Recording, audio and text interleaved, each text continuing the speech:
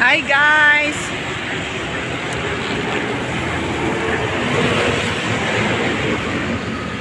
Naglalakad lang kami para makatipid ng pamasahe.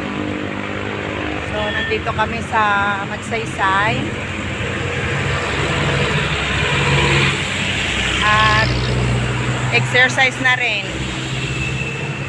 Kasama ko ang aking partner, si Bioli.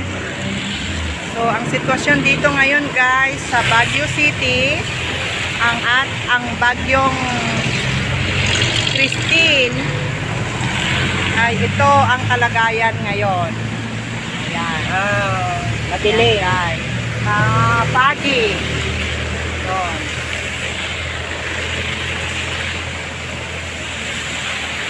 Kaya ingat-ingat ang lahat.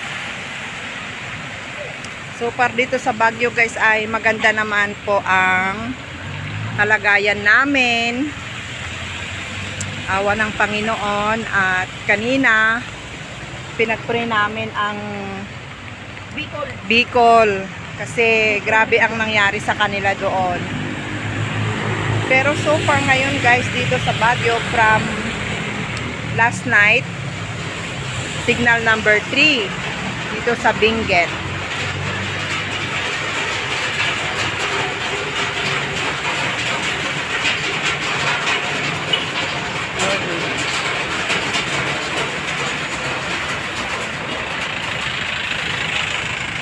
Kaya mas gusto naming maglakad kasi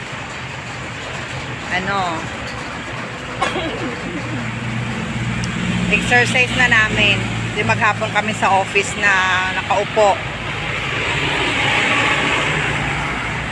Kaya minabuti namin na maglakad na lang at maunat-unat ang mga ugat-ugat. Ayan. Hi! Hello! Pauwi na kami. Shout out sa... Shout out ka. Hello! Shout out to Evelyn Masa. Nangyari sa Isabela. Panoorin nyo kami guys sa aming YouTube channel. And subscribe. Dito ka na.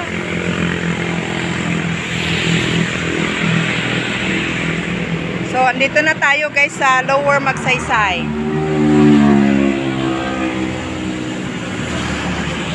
Yan.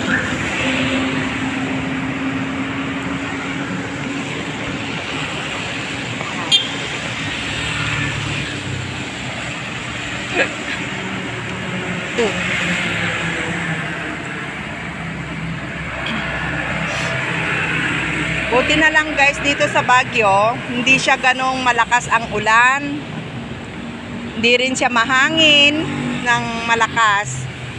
So, talagang napakaganda ang ano namin dito sa Baguio, ang pagdating ni Christine, ni Bagyong Christine. Kaya salamat sa Panginoon dahil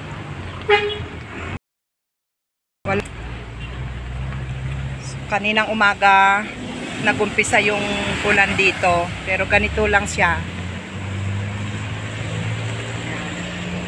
So, bye-bye for now, guys. Thank you for watching. God bless everyone. Bye-bye.